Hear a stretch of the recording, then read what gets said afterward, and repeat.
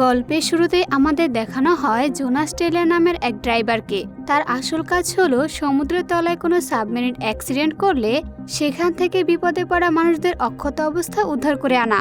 একদিন জোনাস তার দুজন সঙ্গীকে নিয়ে সমুদ্রে অনেক গভীরে আটকে থাকা একটা সাবমেরিনের যাত্রীদের বাঁচাতে যায়, কিন্তু সেখানকার অবস্থা তখন এতটাই খারাপ ছিল যে মাত্র কয়েকজন মানুষ কোনো মতে বেঁচে ছিল। জোনাস আর দেরি না করে এক এক করে সবাইকে নিজের রেস্কিউ বোটে তুলতে শুরু করে, কিন্তু ঠিক তখনই সমুদ্রের একদম নিচ থেকে কোনো একটা বিশাল এবং মারাত্মক শক্তিশালী জিপ এসে তাদের সাবমেরিনটাকে ধুমধাম মারতে থাকে। জোনাস বুঝে যায় যে যত তাড়াতাড়ি সম্ভব এখান থেকে বের হতে না পারলে তারা সবাই ওখানে মারা পড়বে, কিন্তু বোটের ভেতরে বাকি সবাই উঠে পড়লেও জোনাসের দুই সহকর্মী তখনও সাবমেরিনের ভিতর আটকে ছিল। এখন যদি সে ওদের দুজনকে বাঁচাতে যায় তবে বোটে থাকা বাকি আহত মানুষগুলোকে আর প্রাণে বাঁচানো যাবে না। তাই জোনাস সবার মুখের দিকে তাকিয়ে নিজের একদম ইচ্ছে না থাকা সত্ত্বেও ওই দুই বন্ধুকে ওখানে মৃত্যুর মুখে ফেলে রেখে চলে আসতে বাধ্য হয়। আর জোনাসরা বের হতেই চোখের সামনে পুরো সাবমেরিনটা 1 সেকেন্ডে ধুলে মিশে যায়। এই ভয়াবহ ঘটনার পর কেটে যায় লম্বা 5 বছর। চীনের সমুদ্র উপকূল থেকে প্রায় 200 কিলোমিটার দূরে সমুদ্রের মাঝখানে একটা বিশাল দ্বীপের মতো ল্যাব বানানো হয়েছে, যার নাম হলো ম্যানুয়াল। এখানে গভীর সমুদ্রের নানান রহস্য এবং অজানা বিষয় নিয়ে দিনরাত গবেষণা করা হয়। এখানকার মেন চরিত্রগুলোর সাথে তোমাদের একটু পরিচয় করে দিই। এই বিশাল ল্যাবটা চালানোর জন্য পুরো টাকা পয়সা দিয়ে সাহায্য করেন একজন নামকরা কোটিপতি, যার নাম হলো মনীষ। আর এখানকার প্রধান বিজ্ঞানী হলো ডক্টর জেন। জেনের মেয়ে সুইন আর তার মিষ্টি নাতনিও এই ল্যাবে থাকে। সুইন কিন্তু তার বাবার মতো একজন জবরদস্ত বিজ্ঞানী। এছাড়াও এই টিমে রয়েছে হেড ইঞ্জিনিয়ার জ্যাক, ডাক্তার হেলার, পুরো অপারেশনের দায়িত্বে থাকা ম্যাক এবং আরেকজন দারুণ মজার মেম্বার ডিজে।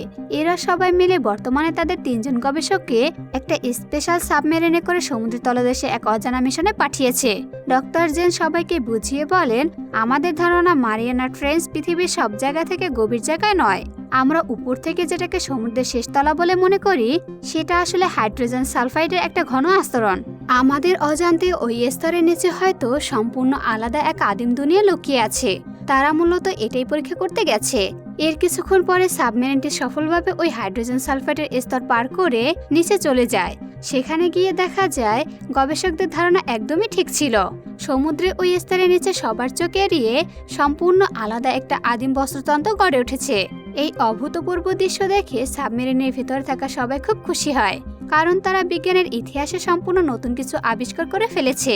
এখানে সামুদ্রিক প্রাণীদের এমন কিছু বিচিত্র প্রজাতি ঘুরে বেড়াচ্ছিল যাদের সম্পর্কে সাধারণ মানুষের কোনো ধারণাই ছিল না।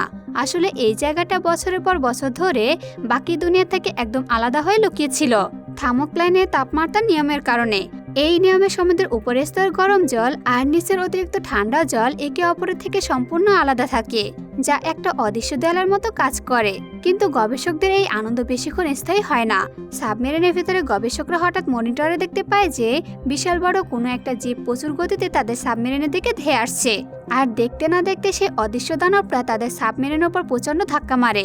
এই অতর্কিত হামলায় ল্যাবের মেইন কন্ট্রোল রুমের সাথে সাবমেরিনের সমস্ত যোগাযোগ এক নিমেষে বিচ্ছিন্ন হয়ে যায়। উপরে রিসার্চ সেন্টারে থাকা কেউ বুঝতে পারছিল না যে হঠাৎ সমুদ্রের নিচে কি হয়ে গেল। এখন সাবমেরিনে আটকে থাকা ওই 3 জন গবেষককে বাঁচাতে হলে যে করে হোক কাউকে গভীর সমুদ্রে পাঠাতে হবে। কিন্তু সমুদ্রে এত নিচে এর আগে কখনো কোনো মানুষ যায়নি। শুধু 3 জন মানুষই এমন গভীরে যাওয়ার রেকর্ড গড়েছিল, যাদের মধ্যে একমাত্র একজনই বেঁচে আছে। সে আর কেউ নয়, আমাদের জোনাস টেইলর, যাকে আমরা সিনেমার শুরুতেই দেখেছিলাম। সবাই বুঝতে পারে যে একমাত্র জোনাসই পারে ওখান থেকে ওদের 3 জনকে অক্ষত অবস্থা বাঁচিয়ে আনতে। কিন্তু ডক্টর হেলার জোনাসকে এই মিশনে আনার জন্য কোনোভাবে রাজি ছিলেন না। হেলারের মতে জোনাস একজন কাপুরুষ, কারণ সে 5 বছর আগে নিজের সঙ্গীদের বিপদে ফেলে রেখে নিজে লেজ গুটিয়ে পালিয়ে এসেছিল। কিন্তু বর্তমান পরিস্থিতি এমন ছিল যে জোনাস ছাড়া আর কেউ তাদের সাহায্য করতে পারবে না। তাই সব দ্বিধা বলে ডক্টর জ্যাক আর ম্যাক সরাসরি থাইল্যান্ডে চলে যায় জোনাসের সাথে এই ব্যাপারে কথা বলতে। জোনাস প্রথমে তাদের এই প্রস্তাবে রাজি হতে চায়নি, কারণ সে 5 বছর আগে ওই দুর্ঘটনার পর তার এই পেশা থেকে অবসর নিয়েছে এবং সারাদিন মদ্যপান করে অলসভাবে দিন কাটাচ্ছে। তখন ম্যাক তাকে আসল সত্যি জানায় যে সমুদ্রের 11,000 নিচে আটকে পড়া ওই সাবমেরিনের মধ্যে জোনাসের প্রাক্তন স্ত্রী লরিও আছে। নিজের প্রাক্তন স্ত্রীর জীবনের বিপদের কথা শুনে জোনাস আর নিজেকে ধরে রাখতে পারে না। সে আর দেরি না করে জ্যাক আর ম্যাকের সাথে রিসার্চ সেন্টারে চলে আসে এখানে এসে তারা জানতে পারে যে সময়ের সাথে সাবমেরিনের ভেতর অক্সিজেনের তাপমাত্রা হু হু করে কমে আসছিল। ল্যাবের অন্য গবেষক সুইন যখন দেখে জোনাস আসতে দেরি করেছে, তখন সে আর অপেক্ষা না করে একাই তাদের বাঁচাতে নিজের সাবমেরিন নিয়ে সমুদ্রের নিচে রওনা হয়ে গেছে। জোনাস এখানে এসেই বুঝতে পারে যে সুইন একা গিয়ে খুব বড় বিপদে পড়তে চলেছে, তাই সেও সুইনকে বাঁচানোর জন্য নিজের রেস্কিউ সাবমেরিন নিয়ে সমুদ্রে প্রবেশ করে। ওদিকে সুইন তার সাবমেরিন নিয়ে আটকে থাকা গবেষকদের খুব কাছাকাছি পৌঁছে গিয়েছিল, কিন্তু ঠিক তখনই তার সাবমেরিনে একটা ভয়ানক ধাক্কা লাগে। দেখা যায় সমুদ্রে একটা বিশাল বড় অক্টোপাস তার সাবমেরিনটাকে চারপাশ থেকে শক্ত করে আঁকড়ে ধরেছে, কিন্তু কিছুক্ষণের মধ্যে চারদিক কেমন যেন হঠাৎ শান্ত হয়ে যায়। এরপর সুইন পানির নিচে যা দেখে তা দেখার জন্য সে মোটেও প্রস্তুত ছিল না। সে দেখে প্রায় 20 থেকে 25 মিটার লম্বা একটা দানবীয় হাঙরে এসে ওই বিশাল স্কুইডটাকে এক কামড়ে মেরে তার উপর দিয়ে চলে যাচ্ছে। বিগত কয়েক লক্ষ বছর ইতিহাসে কোনো মানুষ এত বড় ভয়ানক হাঙর দেখার সাহস দেখায়নি। জোনাস দূর থেকে সুইনের রেডিওর মাধ্যমে এই কথা শুনতে পায় এবং সে সুইনকে তাড়াতাড়ি তার সাবমেরিনের ভিতরে সমস্ত লাইট বন্ধ করতে বলে, কারণ আলো সবসময় হাঙরের দৃষ্টি আকর্ষণ করে। কিন্তু সুইনের সাবমেরিনটা ততক্ষণ হাঙরের ধাক্কায় ড্যামেজ হয়ে গিয়েছিল, যার কারণে সে ওটার কন্ট্রোল করতে পারছিল না। লাইট বন্ধ করার আগে সেই দানবীয় শার্কটা প্রচুর গতিতে সুইনের দিকে এগোতে থাকে। তবে জোনাস একদম সঠিক সময় সেখানে চলে আসে এবং নিজের সাবমেরিনের চারদিকে আলো ছড়িয়ে হাঙরটার মনোযোগ নিজের দিকে ঘুরিয়ে দেয়। এই সুযোগে জোনাসের কথা মতো সুইন তার সাবমেরিন নিয়ে সাবধানে উপরের দিকে ফিরে যায়। এবার জোনাস আটকে থাকা সাবমেরিন থেকে তার প্রাক্তন স্ত্রী লরিকে বাঁচানোর জন্য এগিয়ে আসে। উদ্ধার কাজের সময় লরি কিছুটা আহত হয়েছিল, তবে আসল সমস্যা ছিল যে সেই দানবী হাঙরটা তখনও তাদের পেছনে পড়েছিল। তাই বাকিদের জীবন বাঁচানোর জন্য তাদের দলে তোশি নামে একজন সাহসী রিসার্চার নিজের সাবমেরিন নিয়ে অন্যদিকে চলে যায় এবং নিজের জীবন বিসর্জন দিয়ে বাকিদের বাঁচিয়ে দেয়। এবার জোনাস বাকি দুজনকে সুরক্ষিতভাবে নিয়ে উপরে রিসার্চ সেন্টারে ফিরে আসে। তবে তোশির মতো একজন তরুণ গবেষকের এই অনাকাঙ্ক্ষিত মৃত্যুতে এখানে সবার মন খুব খারাপ হয়ে যায়। যে ভয়ানক হাঙরটা তোশির প্রাণ কেড়ে নিয়েছে সেটা আসলে প্রাচীন মেগালন্ড প্রজাতির একটা হাঙর, আর এই মেগালন্ড থেকে সিনেমাটির নাম করা হয় দ্য মেগ। এই প্রজাতির হাঙর লম্বায় প্রায় 70 থেকে 90 ফুট পর্যন্ত হতে পারে, যা আকারে বর্তমান পৃথিবীর সব থেকে বড় প্রাণী নীল তিমির সমান। প্রাচীনকালে এই মেগালন্ডরাই পুরো সমুদ্রের বুকে রাজত্ব করত। এদের কামড় এতটাই শক্তিশালী ছিল যে এরা এক কামড়ে আস্ত একটা বড় তিমি মাছকে খেয়ে ফেলতে পারত। সাধারণ মানুষ ও বিজ্ঞানীরা এতদিন মনে করত যে মেগালন্ডরা প্রায় 2 লক্ষ বছর আগে পৃথিবী থেকে চিরদিনের জন্য বিলুপ্ত হয়ে গিয়েছে, কিন্তু আজ তারা আশ্চর্যভাবে প্রমাণ পেলেও যে সমুদ্রের ওই গভীরের নিচে তারা এখনো বেঁচে আছে। এই স্তরে অতিরিক্ত ঠান্ডা জলের দেয়ালের কারণে তারা এতদিন সমুদ্রের উপরে উঠে আসতে পারছিল না। সব দেখে ডাক্তার জেন সবাইকে বলেন, আমরা বিজ্ঞানের ইতিহাসের খুব বড় একটা জিনিস আবিষ্কার করেছি, তবে তার জন্য আজ আমরা আমাদের একজন প্রিয় সঙ্গীকে হারিয়েছি। তাই আমাদের এখন এই গভীর সমুদ্রের গবেষণা খুব ধীরে ধীরে এবং সাবধানে করতে হবে। ডক্টর জেনের এই সাবধানের কথা শুনে কোটিপতি মরিস ভীষণ রেগে যায়। সে খিটখিট করে বলে, গবেষণা কেন ধীরে ধীরে হবে? এত আস্তে কাজ করলে তাতে আমার কি লাভ? আমার তো ব্যবসায় লস হবে। মরিস আরো রেগে গিয়ে সবার সামনে বলে, তোমরা হয়তো ভুলে যাচ্ছ যে রিসেন্টলি আমার এতগুলো টাকা খরচ হওয়া সত্ত্বেও একজন মানুষ মারা গেছে। তো তাতে কি হয়েছে? মহাকাশ বিজ্ঞানী তো কতবার নিজেদের মিশনে ব্যর্থ হয়েছেন। তা বলে কি তারা চাঁদে যাওয়া বা রকেট পাঠানো বন্ধ করে দিয়েছেন? একদমই না। আমাদের এখন আগের থেকে আরো বেশি তাড়াতাড়ি কাজ করতে হবে, না হলে হয়তো অন্য কেউ আমাদের এই এত বড় আবিষ্কারের পুরো ফায়দা লুটে নেবে, আর সেটা আমি বেঁচে থাকতে কিছুতেই হতে দেব না। আসলে মরিস হলো চরম মাত্রা একজন স্বার্থপর। সে এই গবেষণা কোটি কোটি টাকা সাহায্য করেছে যাতে তারা নতুন কিছু আবিষ্কার করতে পারলে দুনিয়া জুড়ে তার প্রচুর সুনাম হয় এবং একই সাথে তার নিজের পকেটও গরম হয়। তাদের এই ঝামেলার মধ্যে জোনাস নিজের নাক গলে সোজাসুজি বলে, তোমরা এখানে যা ইচ্ছে তাই করতে পারো, কিন্তু এরপরে যদি তোমরা কোনো বড় বিপদে পড়ো তবে দয়া করে আমাকে এর মধ্যে টানতে এসো না। আমি আর এসবে নেই। এদের মধ্যে যখন এসব নিয়ে তুমুল তর্কাতর্কি চলছিল, ঠিক তখনই অন্যদিকে সুইনের ছোট মেয়েটি জলের নিচে কাচের রাস্তার মধ্যে আপন মনে খেলা করছিল। আচমকা সে দেখতে পায় যে কাচের ওপাশ থেকে এক বিশাল দানবীয় মেগালন্ড হাঙর তার দিকে তাকিয়ে আছে। আর দেখতে না দেখতেই মেঘ বাহির থেকে ওই টানেলের শক্ত কাচের ওপর তার ধারালো দাঁত দিয়ে কামড় বসিয়ে দেয়। তখন বাচ্চার চিৎকার শুনে ল্যাবের সবাই তড়িঘড়ি করে ওখানে ছুটে আসে। মোটা কাচের ওপর বরাবর কতগুলো ধারালো দাঁতের কামড়ের গভীর চিহ্ন স্পষ্ট রয়েছে। বাচ্চা মেয়েটাকে অক্ষত অবস্থায় কাচের ওপাশে দেখে সবাই প্রথমে খুব আশ্চর্য হয়ে যায় যে এই আদিম যুগের হাঙরটা কোনোভাবে সমুদ্রের উপরের স্তরে চলে এসেছে, কিন্তু কিভাবে উপরে এলো? তখন ইঞ্জিনিয়ার জ্যাক সবাইকে জানায় যে যখন সুইন আর জোনাস তাদের সাবমেরিন নিয়ে ওই থার্মোক্ল্যান্ড স্তর পার করছিল, তখন সাবমেরিন থেকে বেরোনো অতিরিক্ত উত্তাপের কারণে সেখানে সাময়িকভাবে কিছু জায়গায় তাপমাত্রা হঠাৎ বেড়ে গিয়েছিল।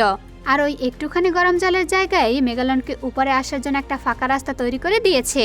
যদিও এই রাস্তাটা এখন আবার আগের মতো ঠান্ডা হয়ে পুরোপুরি বন্ধ হয়ে গেছে, কিন্তু সমস্যা হলো মেঘ যেহেতু এখন উপরে উঠে এসেছে, তাই তাকে কোনো উপায় এখানে মারতে না পারলে সে চারদিকে সমুদ্রে পুরো তাণ্ডব শুরু করে দেবে। তাদের এই জরুরি কথা শেষ হতে না হতে কন্ট্রোল রুমে নিউজ আসে যে সমুদ্রের মাঝখানে মেঘ একদল সাধারণ মানুষের বোটের ওপর নৃশংসভাবে হামলা করেছে। খবর পাওয়া মাত্র জোনাসরা সবাই তাড়াতাড়ি নিজেদের একটা স্প্রিং বোট নিয়ে ওই লোকেশনে পৌঁছে যায়, কিন্তু সেখানে এসে তারা যা দেখে তা খুবই ভয়ানক ছিল। চারদিকে শুধু ধ্বংস হয়ে যাওয়া বোটের অবশিষ্ট অংশ ভেসে বেড়াচ্ছিল এবং আশেপাশে কোনো জীবিত মানুষ ছিল না। মেঘ এখানকার সবাইকে অত্যন্ত নির্মমভাবে হত্যা করেছে এবং জলের ওপর মানুষের শরীরের টুকরোগুলো ভেসে বেড়াচ্ছিল। তারা দেখতে পায় যে তাদের বোট থেকে কিছুটা দূরে জলের মধ্যে মেঘের সেই বিশাল পাখনাটা ঘুরপাক খাচ্ছে। তখন ডাক্তার জ্যাক সবাইকে বলে, আমাদের কাছে মেঘকে মারার জন্য উপযুক্ত বিষাক্ত ইনজেকশন আর একটা লোহার তৈরি মজবুত খাঁচা আছে। এই খাঁচা বলতে এমন এক ধরনের শক্ত কন্টেনারকে বোঝানো হয়েছে যার ভেতরে থাকলে শার্কের মারাত্মক হামলা থেকেও মানুষ বাঁচতে পারবে। কিন্তু ম্যাগের শরীরে সেই বিষ ঢোকাতে হলে কাউকে ওই খাঁচার ভিতরে ঢুকে ম্যাগের একদম সামনাসামনি যেতে হবে। তবে ওই বিষাক্ত অস্ত্র এবং খাঁচা পুরোপুরি তৈরি করতে কিছুটা সময় লেগে যাবে, আর ততক্ষণে ম্যাগ হয়তো এখান থেকে অন্য কোথাও চলে যেতে পারে। তাই সবার আগে ম্যাগের গায়ে একটা ট্র্যাকার ডিভাইস লাগাতে হবে, যাতে সে এখান থেকে চলে গেলেও তাকে স্যাটেলাইটের মাধ্যমে আবারও খুঁজে বের করা যাবে। তবে বড় বোট নিয়ে ম্যাগের কাছাকাছি যাওয়া যাবে না, কারণ বোটের আওয়াজ পেলে ম্যাগ ওটাকে গুড়িয়ে দেবে। তাই কাউকে খুব সাবধানে সাঁতার কেটে ম্যাগের একদম কাছাকাছি গিয়ে ট্র্যাকারটা লাগাতে হবে। জোনাস তখন নিজের দায়িত্ব বুঝে নিজে ওই ঝুঁকিপূর্ণ কাজটা করার সিদ্ধান্ত নেয়। সে ট্র্যাকার গানটা হাতে নিয়ে জলে নেমে পড়ে। বোটের সাথে জোনাসের কোমরে একটা লম্বা দড়ি শক্ত করে বাঁধা ছিল, যাতে তার কাজটা হয়ে গেলে বোটের বাকিরা ওই দড়ি ধরে টান দিয়ে তাকে তাড়াতাড়ি উপরে তুলে নিয়ে আসতে পারে। জোনাস খুব সাবধানে সাঁতার কেটে ম্যাগের একদম কাছে চলে যায় এবং সুযোগ বুঝে মেঘের বিশাল পাখনার ওপর ট্রাকারটা সফলভাবে সেট করে দেয়। ট্রাকার লাগানো মাত্র বাকিরা দড়ির সাহায্যে জোনাসকে জল থেকে উপর দিকে টানতে শুরু করে, কিন্তু চালাক মেঘ ততক্ষণে মানুষের উপস্থিতি টের পেয়ে যায়। সে জোনাসকে নিজের শিকার বানানোর জন্য তার দিকে প্রচণ্ড গতিতে ধেয়ে আসতে থাকে। দূর থেকে মনে হচ্ছিল মেঘ বুঝি জোনাসকে এক কামড়ে গিলে ফেলবে, কিন্তু জোনাস শেষ মুহূর্তে নিজের উপস্থিতি বুদ্ধি খাটিয়ে কোনো মতে প্রাণ বাঁচিয়ে বোটে ফিরে আসে। বিপদের মুখ থেকে তার এই অবিশ্বাস্য ফিরে আসা এবং বাহাদুরিতে বোটের সবাই পুরো মুগ্ধ হয়ে যায়। এরই মধ্যে ল্যাবের অন্য বিজ্ঞানীরা মেঘকে মারার জন্য বিষাক্ত ইনজেকশন আর খাঁচাটা পুরোপুরি রেডি করে ফেলে। এবার ওই খাঁচার ভিতরে ঢুকে সমুদ্রের নিচে কে যাবে তা নিয়ে কথা উঠলে সুইন একাই নিচে চলে যাবে বলে ঠিক করে।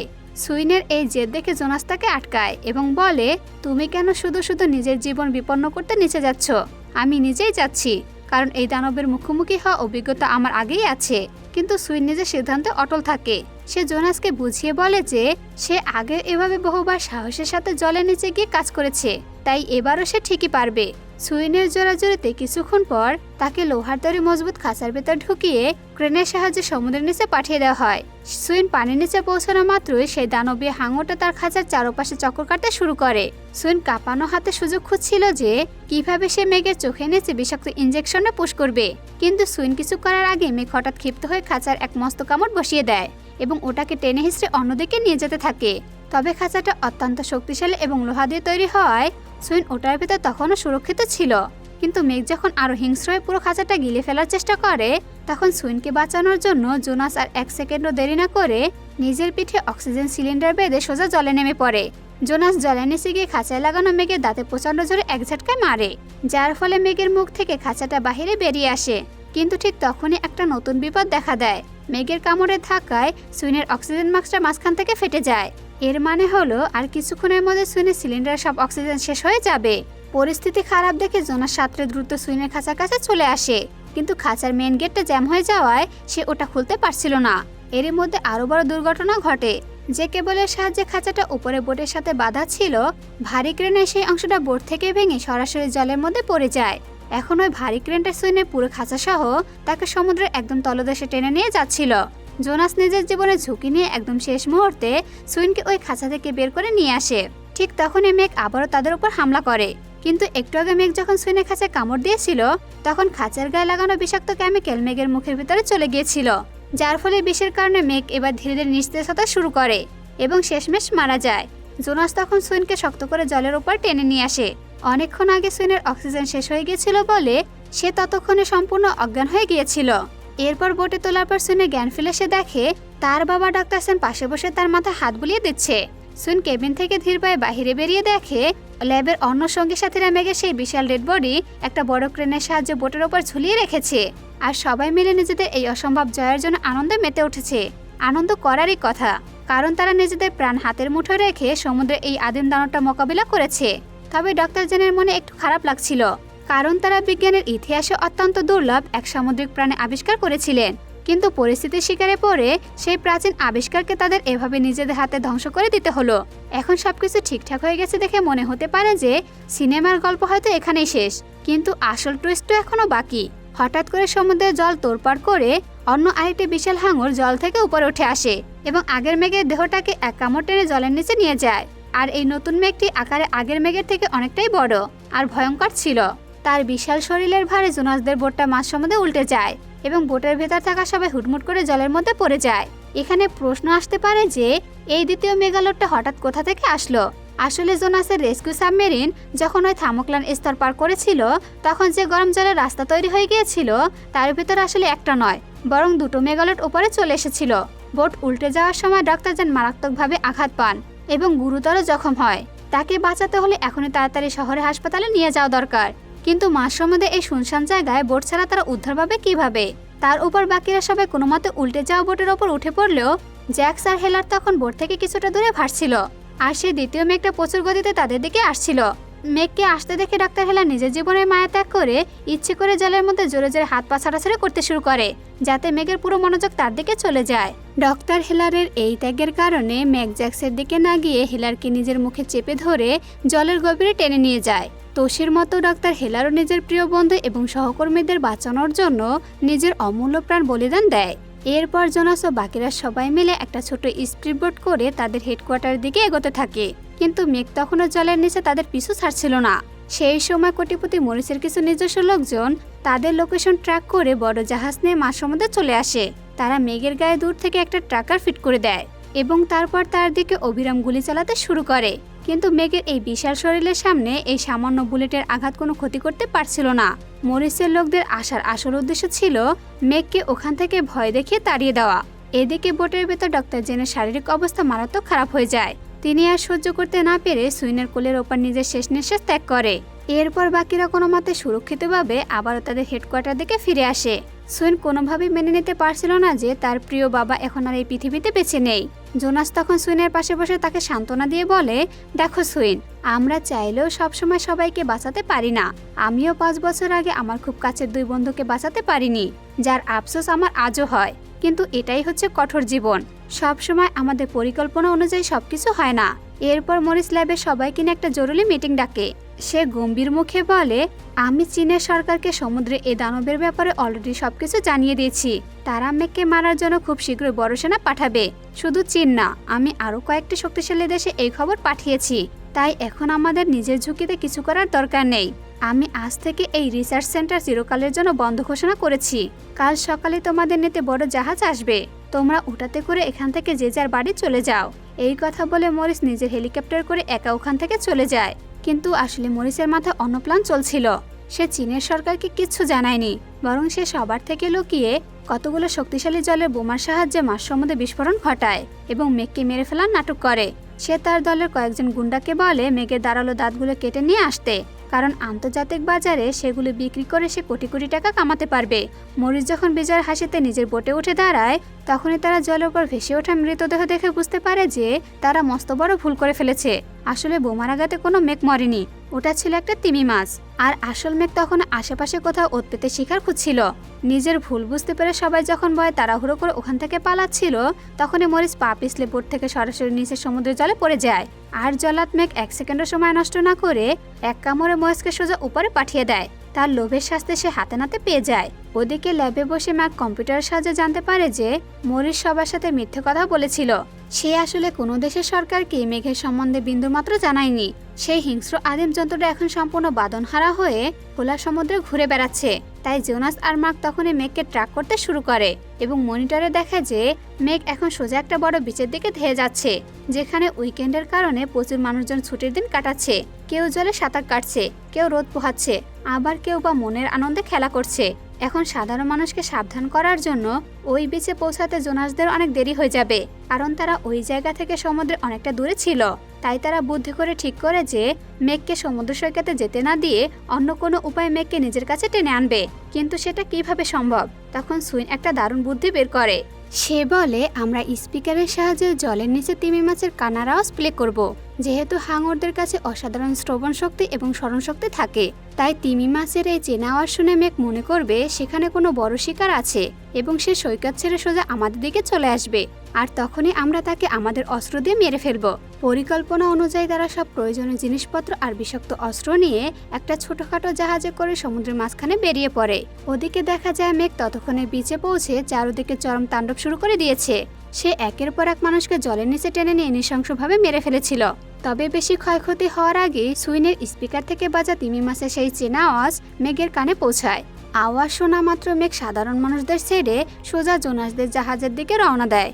জোনাস আর সুইন মেঘের এই ফিরে আসা দেখে আর দেরি না করে আলাদা দুটো মিনি সাবমেরিনে করে জলের নিচে নেমে পড়ে এবং মেঘের সাথে সরাসরি লড়াই করার জন্য তার মুখোমুখি চলে আসে। তারা দুজন মেঘের ওপর জলের বিশেষ মিসাইল দিয়ে একের পর এক হামলা করতে শুরু করে। কিন্তু মেঘের বিশাল শক্ত চামড়ার কারণে এতেও তার কোনো ক্ষতি হচ্ছিল না। সমুদ্রের মাঝখানে ওভাবে একের পর এক ভয়ানক বিস্ফোরণ হতে দেখে সেখানে আসলে কি চলছে তা দূর থেকে দেখার জন্য কয়েকটা নিউজ হেলিকপ্টার ওই জায়গায় চলে আসে। জলের নিচে তখন মেঘের সাথে জোনাস আর সুইনের জীবন মরণ লড়াই চলছিল। ঠিক তখনই উপরে আকাশে থাকা হেলিকপ্টারগুলোর মধ্যে একটি পাইলট নিচে কি হচ্ছে তা দেখতে গিয়ে অন্যমনস্ক হয়ে পড়ে। সে নিজের নিয়ন্ত্রণ হারিয়ে নিজের হেলিকপ্টার নিয়ে অন্য আরেকটি হেলিকপ্টারকে ধাক্কা মারে। এই ভয়ানক দুর্ঘটনার ফলে ক্রাশ করা বাকি ক্যাপ্টারটি সরাসরি নিচে মার্কদের বোটে গিয়ে ভেঙে পড়ে। নিজেদের দিকে ক্যাপ্টার ধেয়ে আসতে দেখে বোটের ওপর থাকা মার্ক এবং বাকি সবাই প্রাণ বাঁচাতে একসাথে সমুদ্রের জলের মধ্যে ঝাঁপ দেয়। ওদিকে সুইন জল থেকে উপর দিকে তাকিয়ে এই অবস্থা দেখে নিজের মেয়েকে বাঁচানোর জন্য নিজের সাবমেরিন নিয়ে দ্রুত বোটের দিকে চলে যায়, কারণ এত ছোট একটা বাচ্চা, সে ভালো করে সাঁতার কাটতে জানে না। সুইন চলে যায়। এখন জোনাসকে একাই সমুদ্রের নিচে সেই দানবীয় মেঘের সাথে লড়াই করতে হবে। কিন্তু সেই লড়াইয়ের মাঝে হঠাৎ এক মস্ত বিপর্যয় ঘটে। জোনাসের সাবমেরিনে মেইন টর্পেডো জ্যাম হয়ে কাজ করা বন্ধ করে দেয়। কোনো অস্ত্র কাজ না করায় মেঘ এবার জোনাসকে একাই পেয়ে তার সাবমেরিন দেখে প্রচণ্ড গতিতে ধেয়ে আসতে থাকে। ঠিক তখনই জোনাস একটা কঠিন সিদ্ধান্ত নেয়। সে ঠিক করে আজ সে নিজের প্রাণ দিয়ে হলেও এই নরখাদক দানবটাকে মেরে ছাড়বে। তাই সে ভয় না পেয়ে মেঘের দিকে নিজের সাবমেরিন নিয়ে মুখোমুখি এগিয়ে যেতে থাকে। আর একদম শেষ মুহূর্তে সঠিক সুযোগ বুঝে জোনাস তার সাবমেরিনে ভাঙা একটা ধারালো এবং সূক্ষ্ম অংশ দিয়ে মেঘের পেটে সজোরে আঘাত করে তার পুরো পেট কেটে ফেলে। পেট কেটে গেলেও মেঘ তখন মারাত্মক ক্ষিপ্ত হয়ে জোনাসের ওপর হামলা করে। মেঘের বিশাল এবং শক্তিশালী দাঁতের কামড়ের চাপে জোনাসের সাবমেরিনের সামনে মোটা কাজ অংশ এক নিমেষে ভেঙে চুরমার হয়ে যায় এবং কেবিনের ভেতর হু করে জল ঢুকতে শুরু করে। তবে জোনাস ড্রাইভিং করে একদম সঠিক সময় ভাঙা সাবমেরিন থেকে সফলভাবে বেরিয়ে আসে। সাবমেরিন থেকে বের হয়ে সে জলের নিচে ভেসে থাকা একটা লম্বা এবং ধারালো রড তার হাতে তুলে নেয় এবং পুরো শক্তি দিয়ে মেঘের চোখের ভিতর সেটা গেঁথে দেয়। সেই রডটি মেঘের চোখ দিয়ে ঢুকে সোজা তার মাথার ওপাশ দিয়ে পার হয়ে যায়। চোখে লোহার রড ঢোকার পর দানবীয় মেঘালোর হাঙরের শরীরে তার সামান্যতম প্রাণ বাকি ছিল না। মেঘের বিশাল শরীর থেকে বের হওয়া রক্তের গন্ধ পেয়ে সমুদ্রের চারপাশ থেকে ঝাঁকে ঝাঁকে কতগুলো সাধারণ হাঙর চলে আসে এবং মেঘের ওপর হামলা করে তার মাংস খেতে শুরু করে। ওদিকে সুইন আর মার্ক দ্রুত সাঁতার কেটে জোনাসকে জল থেকে উদ্ধার করে এবং নিজেদের বোটে তুলে নেয়। আর এভাবে অনেক কষ্ট এবং নিজেদের জীবন বাজি রেখে তারা আরও একবার মেঘ নামের এই আদিম পৃথিবীর মহাবিপদ থেকে চিরকালের মতো বেঁচে ফেরে। আর সমুদ্র বুকে জোনাস আর সুইনের এই অবিশ্বাস্য জয়ের হাসির মধ্যে দিয়ে এই মুভিটি শেষ হয়ে যায়। তো বন্ধুরা, গল্পটি কেমন লাগলো কমেন্ট করে জানাতে পারেন। যদি ভিডিওটি ভালো লেগে থাকে তাহলে চ্যানেলটি সাবস্ক্রাইব করতে ভুলবে না। ধন্যবাদ।